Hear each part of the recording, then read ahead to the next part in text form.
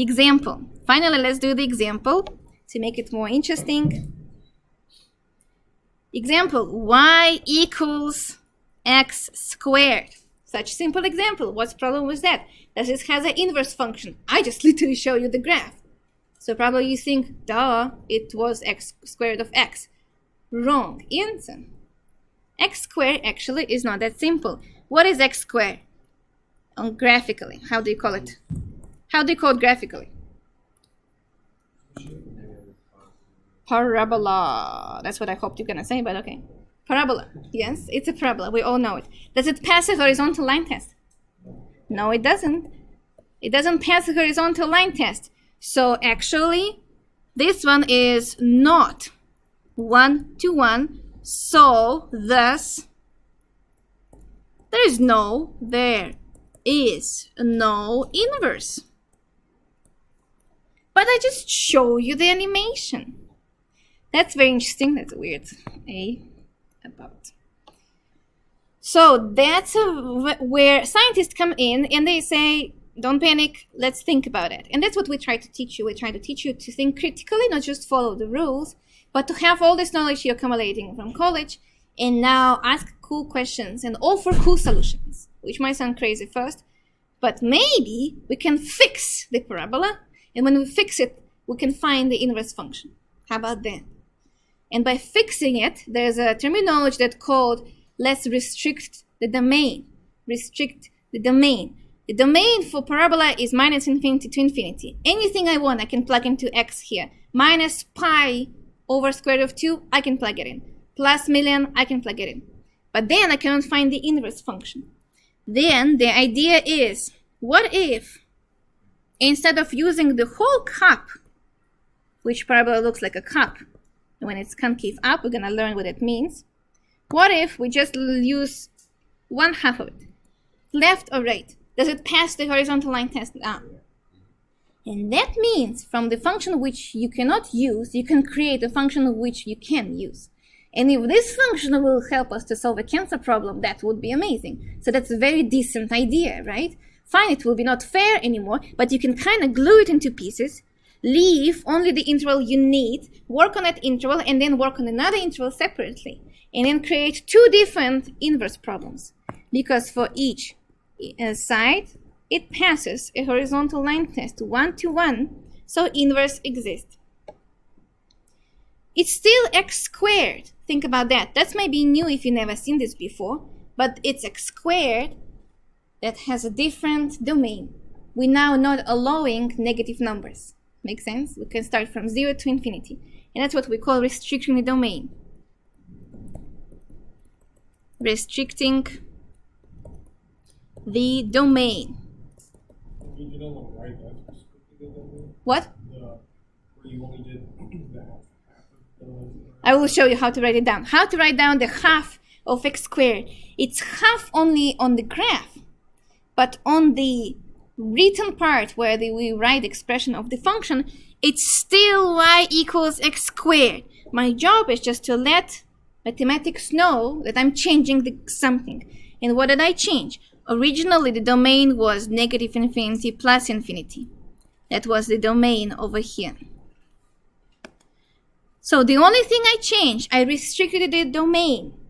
And the domain now is new domain. I will do like this. New domain is 0, and you can choose include 0, not include 0, depends on the situation, to plus infinity. For this one, I'll do like this. Restricting the domain helps quite a lot. We will have trigonometric functions that do the same thing. For this new function, the inverse exists. Since I mentioned trigonometric function, have you ever heard about arc sine, arc cosine? Well, excuse me, this thing doesn't pass a horizontal line at all, right? So, like it's supposed to hit you right now. Wait, sine and cosine cannot have inverse functions because both of them do not pass horizontal line test. How come we know from high school about arc sine, arc cosine? Arc sine and arc cosine literally undoing what sine and cosine do, so they are by definition inverse functions. They work because we're going to restrict the domain at some piece, from some piece to another piece, where it passes the horizontal line test, And we're going to say arc cosine and arc sine exist only over here on that interval. And that's why maybe you remember from the table, arc sine, arc cosine, arc tangent exist on a different interval because of that. Because of all this proof when we can even find the inverse function. So now it will look like this.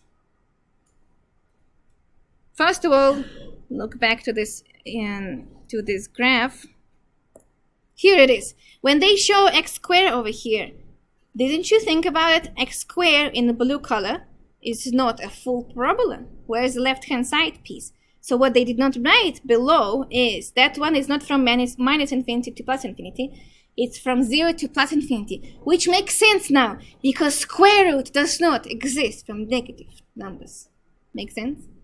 So square root, this guy, cannot exist for -5, but there's no -5 here. We cut it off. Let's do it. We're gonna have Cartesian coordinate again here. Now I don't need left-hand side, so you don't have to even draw it if you don't want to. Only right side of y equals x squared from 0 to plus infinity, restricted domain. Now I'm drawing the mirror function, which is y over x. Y equals x. Dash, dash, dash, dash, dash. This is a tool. That's why we use using dashes there. It's not a function we're going to use. We're not going to use it in calculations. It's a tool. It's used as a mirror. So you know how y equals x squared looks like. It's like a cup. Now reflect using this mirror. Whatever was input over here will become output over here becomes output over here. And so on. It reflects, touches y equals x at the same place, and keep going. And this pink part, or this purple part, exactly looks like what? Y equals square root of x. Make sense? You remember how y equals square root of x looks like. So f of x is square root of x. That's a new function. We basically just created it. Let's do x squared first. X squared. Domain.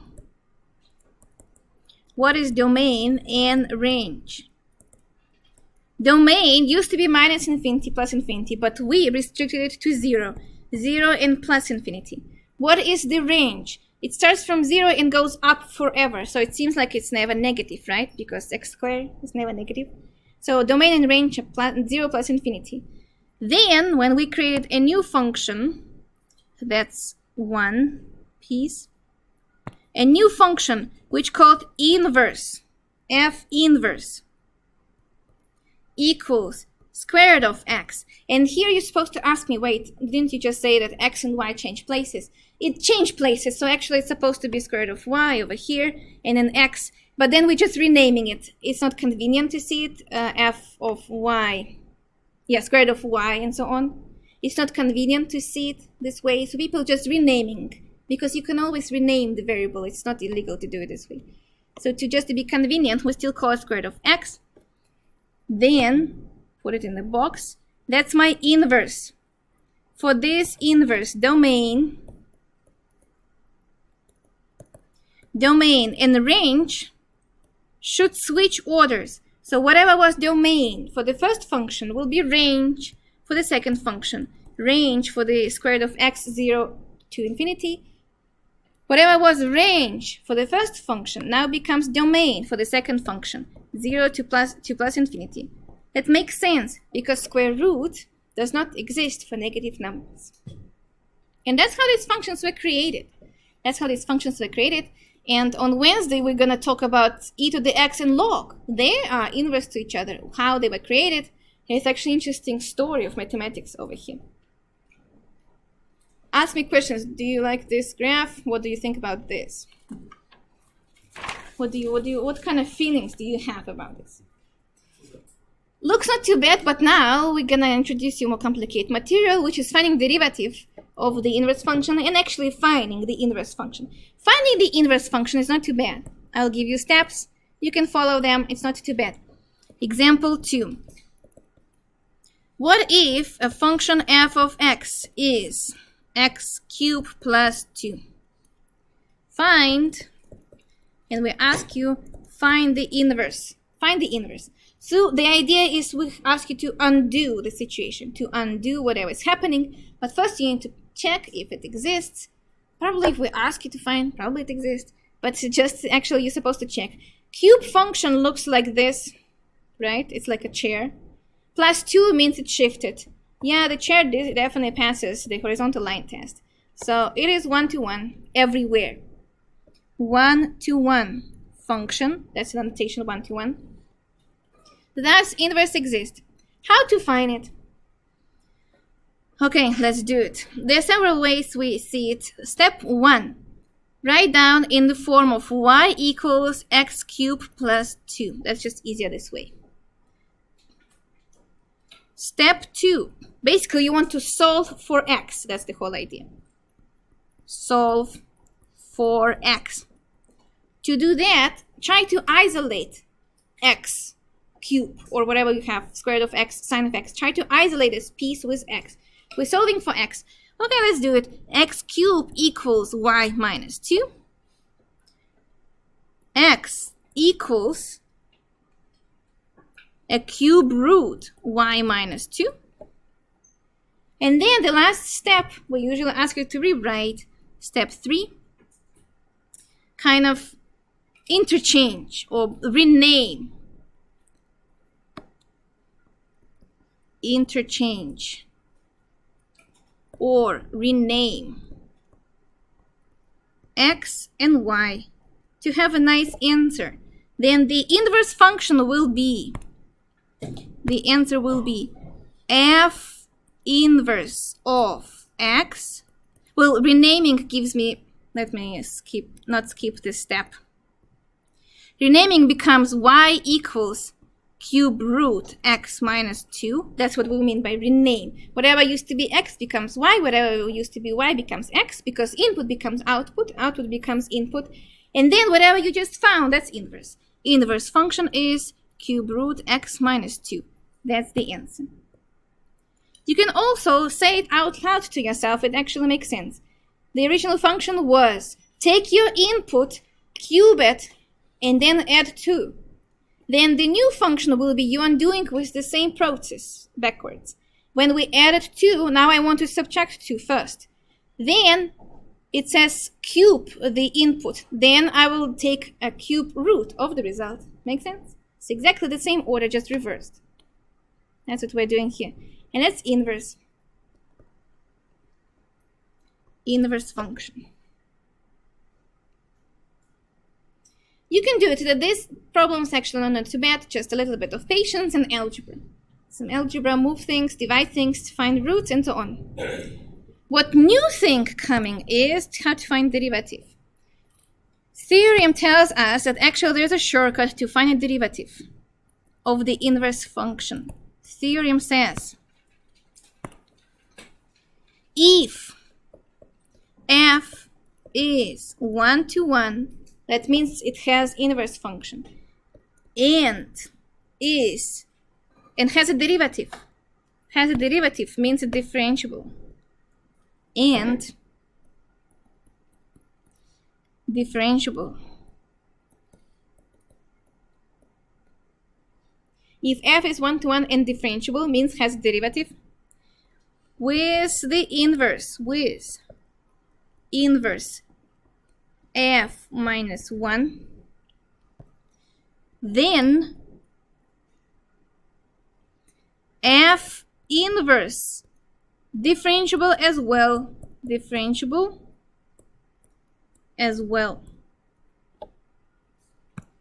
and that's good because derivative, as I try to keep pointing out all the time, means how fast something is changing, how fast the progress is going. Derivative also predicts future and shows you the past. So we don't have to wait for millions of years to see how far the Mars is. We can calculate the distance and the speed of its movement doing derivatives, looking into the future, or looking into the past to see what happened with dinosaurs and so on. So it would be nice if I solved the inverse problem, if I solved why there is in Sedona, there is a crater after the volcano, right? You know that? There was used to be a volcano there and it erupted, blah, blah, blah. How do we know all of this? We solved the inverse problem. That's why archaeology actually uses mathematics and some equations there to solve inverse problems. So we solved it, and now I want to know how fast the eruption happened. That would be nice to do it without finding the inverse function, because sometimes it's very hard to find the inverse function. Can I find how fast the inverse function is without finding the inverse function? Without finding the derivative of the original without finding the derivative of the original function. The formula is, I'll write, yeah? Is there a derivative symbol outside that? This is, so -1 and then prime derivative. Yes, they asked me definitely. So, it's like this. It's differentiable as well, and how to find it. And the formula is the derivative of the inverse function at a is 1 over the derivative at, find it at, take another color if you have, or a pencil, that will be easier to see in the future, inverse at a. Inverse at a, of course if denominator is not 0, then or it doesn't make sense even to start, if this is not 0. And this is the formula, you'll have to remember it. It's probably gonna go to the test, and you will have a lot of homework problems for that. So, example, exactly the last 5 minutes to do the example on this. And you'll see what I mean, why it's actually a convenient way to find a derivative. 2x plus cosine x. The thing is, just like I told you, finding the inverse function is complicated. Most of the time. Most of the time it's not just -2 and then take a cube root. Most of the time there's going to be, how would you find inverse function for this? 2x plus cosine. There is an arc cosine involved and division by 2. How would you do it in the same time? So for this one, we can't find f minus 1 directly. But we can, but using the theorem, we can find the derivative. Oh, that's not prime. That's inverse. Be careful here, that's inverse. Let me put a red color. We can't find inverse directly, but using the theorem, we can find the derivative of this unknown function using the formula. And this is how it looks like. Step 1. What you do here is you use a theorem and you're saying, okay, we were looking at, oh, the question is find the derivative of the inverse function at 1. Okay, find this. The derivative of the inverse function at 1. So this is what we're going to say.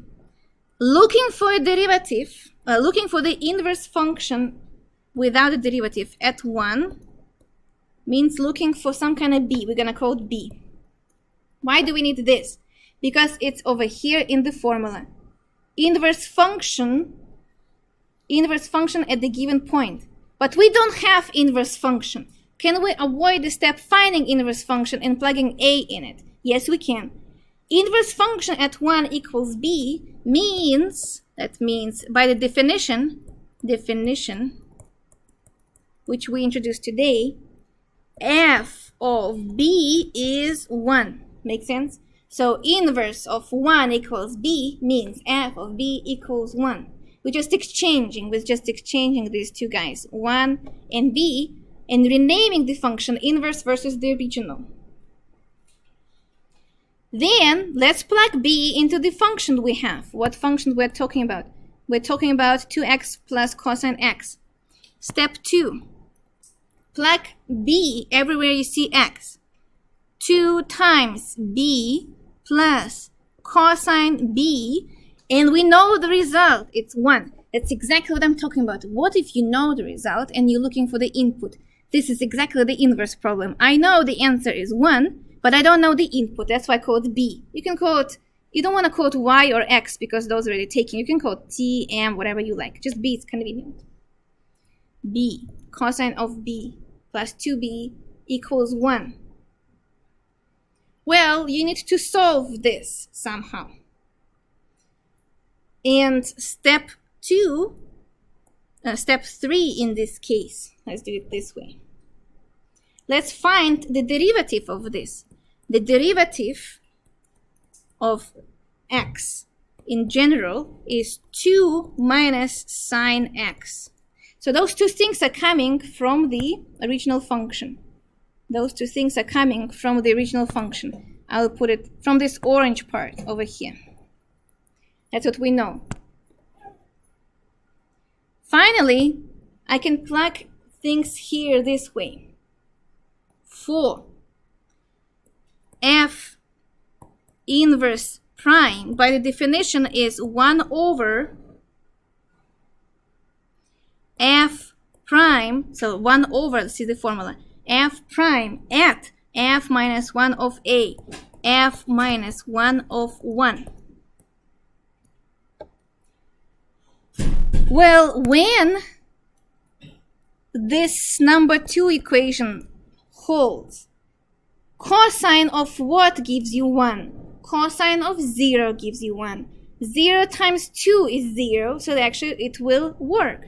If I have 0 plus 1 equals 1, it works. So b is 0, and this is how I'm going to use it. Sometimes, if you have the result, but you don't have the input, you can guess. Or if A, you can make a good guess. Or B, it makes sense to just list possible solutions. And in this case, B equals 0 works. So this thing inside actually is 0. We're almost done. Just a second. Then it becomes 1 over f prime at 0. F prime comes from the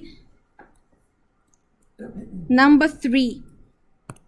That means I will have 2 minus sine of 0. And that we can calculate. That is 1/2. And this is the result. Super confusing. I know right now you're just completely lost, which is usually the case for the example for the inverse derivative. What we did is, without finding the inverse of the original function, we found the speed of the derivative of the inverse. How fast my inverse is? 1/2 fast. Positive means the inverse is increasing without knowing what inverse is.